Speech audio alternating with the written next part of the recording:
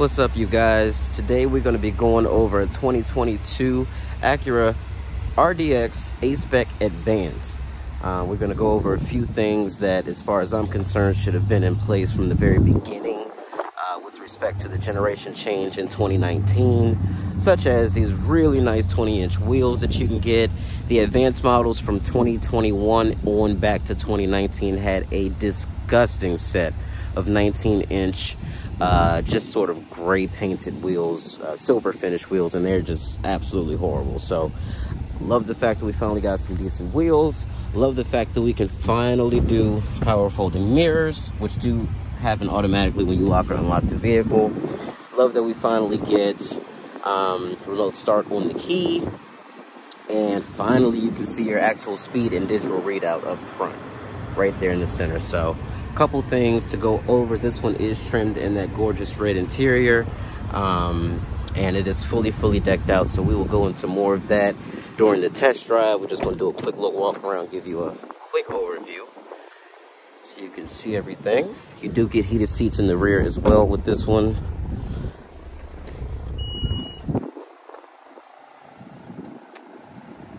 This tailgate is also foot operated if you'd like, and again, this is the only model, as well as the A-Spec, the non-advanced A-Spec, that you won't get a spare tire. So right there on all the others it'll say spare, which will also be right underneath here, but you don't get that on the A-Spec. So that's one other thing about it to kind of know before you buy, or just buy a spare. It's up to you, but for these wheels and for everything else that you get with this car, it's so worth it. It is so worth it. So it is also freezing today.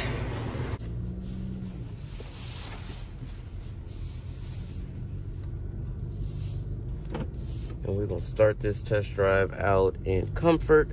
And that's another thing with the A-Spec that you finally can get if you equip it with the advanced package, and that is the adaptive suspension, which is really nice because you can either firm up or soften the suspension based on what mode you're in, and it can also adjust based on the sort of surface that you're on as well.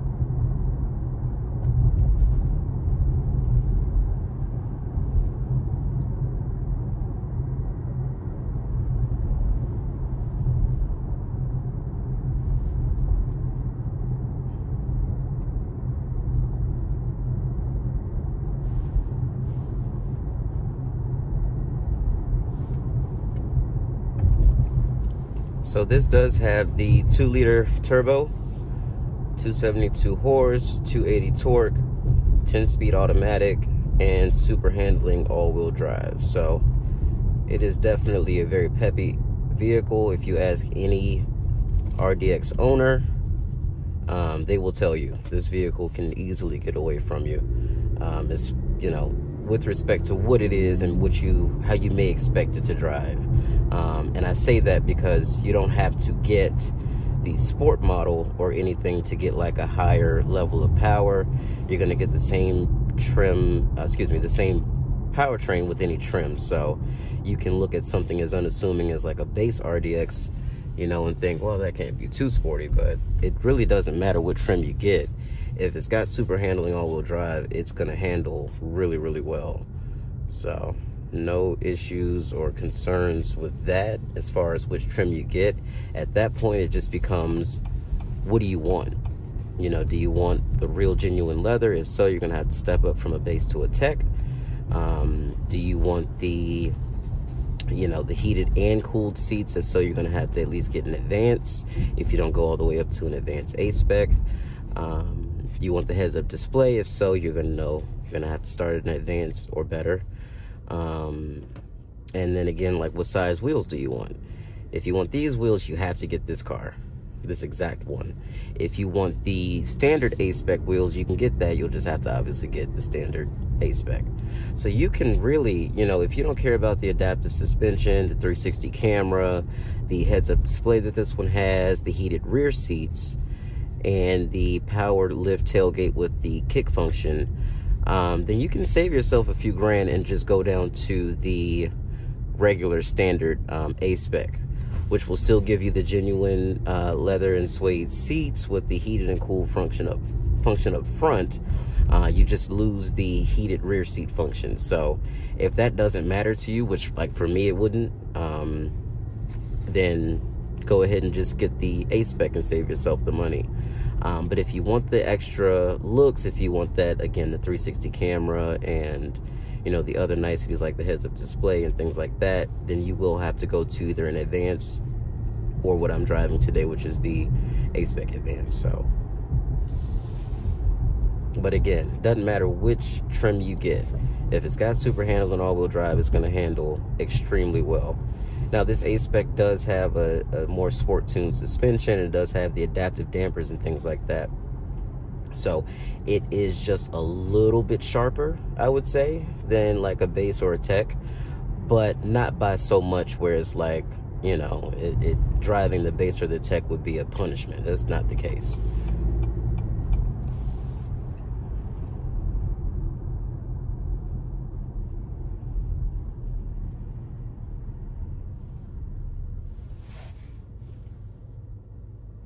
And of course, every single RDX is going to come with their latest driver's assistance technology. So full speed adaptive cruise control. You do get lane keep assist with lane centering, road departure mitigation, forward collision alert with active and auto emergency braking. You get pedestrian detection, automatic high beams. So you get a lot of things in these newest generation of Acuras. Of course, blind spot monitoring is pretty much going to be standard across the board for 2022. So you do get a lot of value for your money. Navigation is standard on every model besides the base, but the base still is going to come with your CarPlay and Android Auto. It's just going to be a wired connection. Every other trim above that, you'll get a fully wireless Android Auto, Apple CarPlay. All those things will be wireless, as well as the wireless charger, which is down at the bottom of the console, which used to just be a bunch of empty space, but they did figure why not utilize that. So now your wireless charger is down there where a lot of people put their extra, you know, like a bag or something like that. That's where that is now. So all right, let's go ahead and oh geez, it is an immediate difference in how the vehicle drives in sport mode. Let me say that for sure. Acura is one of those companies that when you put a vehicle into a sport or sporty sort of mode, it's not a placebo effect. It actually happens. Something is different with the vehicle. Like, the throttle is way more sensitive now. It's holding gears longer. My steering has also tightened up significantly. Now, this steering wheel is not technically connected to the wheel, so it's artificial heft, but it's still really precise and very direct. But no actual connection to the front wheels through this steering wheel in normal situations. If for some reason it fails, obviously there will be a physical connection for safety purposes, but in everyday use, you are just telling the car's computer system that you want to turn, and it does its job properly, and that's how it does it. And that's going to be the case with a lot of new vehicles coming out, just because you remove the need for power steering fluid, you remove the need for power steering pumps, you remove the need for those things. So it takes maintenance down, cost of ownership down, and allows you to have things like the lane keep assist that does the centering and things like that as well. So, and for 2022, there is no more Sport Plus mode. They just condensed it to just Sport. And guys, my foot is about quarter throttle. I'm not pushing it as hard as it sounds like I am. It's just literally ready to go. So it's holding those gears longer, which just makes the experience seem a little bit more dramatic, but I'm not pushing this thing super hard. Nor do I need to, because with 280 pound-feet of torque at 4,000 RPM, not saying that that's where it makes its peak torque, because that's not where it makes peak torque, but I'm just saying I was just at around 4,000 RPM, and this thing was just scooting along beautifully. So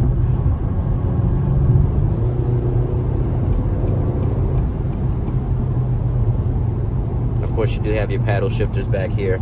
I prefer how the transmission behaves when you leave it to its own devices. I don't see in these models, where it's necessarily beneficial, because it's going to shift for you at red line anyway, and it does a really good job of rev match downshifts even when it's just in drive or in sport transmission mode. So you really don't need to use the paddle shifters, and for that reason I just don't. I leave the car to its own, sort of whatever it thinks is the right thing to do is the right thing to do with the 10-speed, because again, you really can't dictate to it what you want it to do, and it's going to do it. It's going to just shift anyway once you get it to red line. Now, it will hold gears a lot longer than most vehicles and get really close to that red line, but it's still not going to be shifting directly at red line. So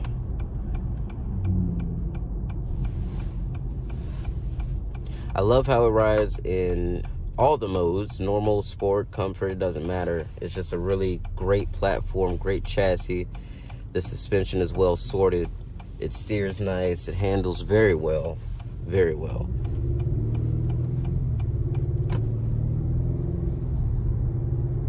It's a really good all-around car, really good all-around package. It's the right size for people that don't have, 3 or 4 children or aren't carrying more than 2 to 3 people at a time. It's got all the space you can need in the back with respect to storage solutions and just cargo space in general. It's very comfortable. One thing Acura does really well is make seats. And of course with these, I can go on the side here, you can see on the screen there that you can actually do your lumbar, you can do thigh extension, you can do even your side bolstering, so that's nice as well.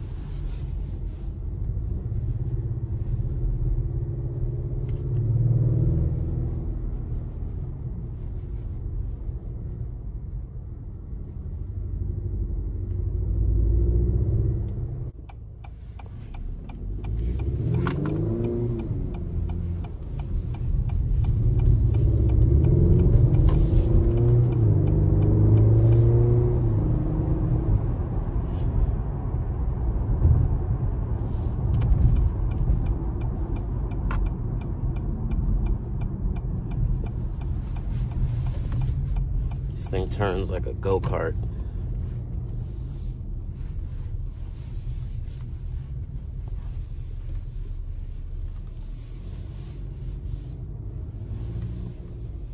You can literally just dive off to wherever you need to go. And it's only one turn lock to lock, so it is very agile for what it is.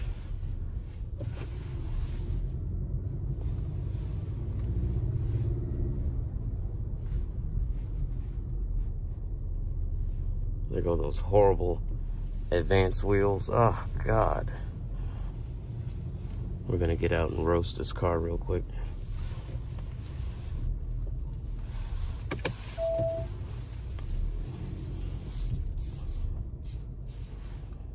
All right, real quick, let's just do a quick quick roast. I'm not even gonna park properly because this roast is gonna be fast.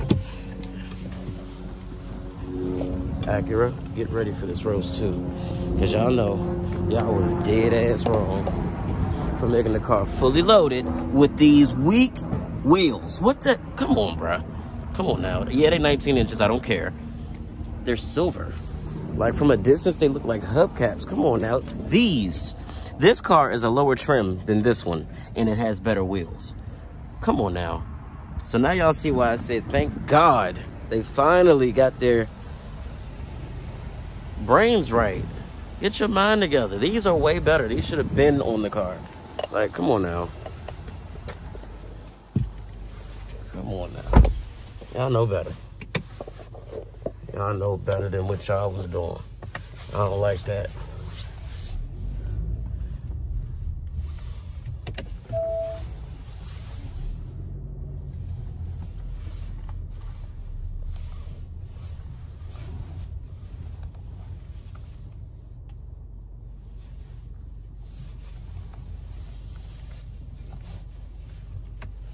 All right.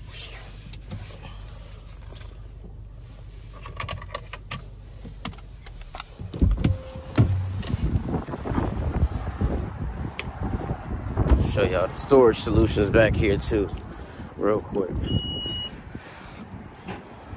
And I love these dual exhausts that you get, much more aggressive on this one.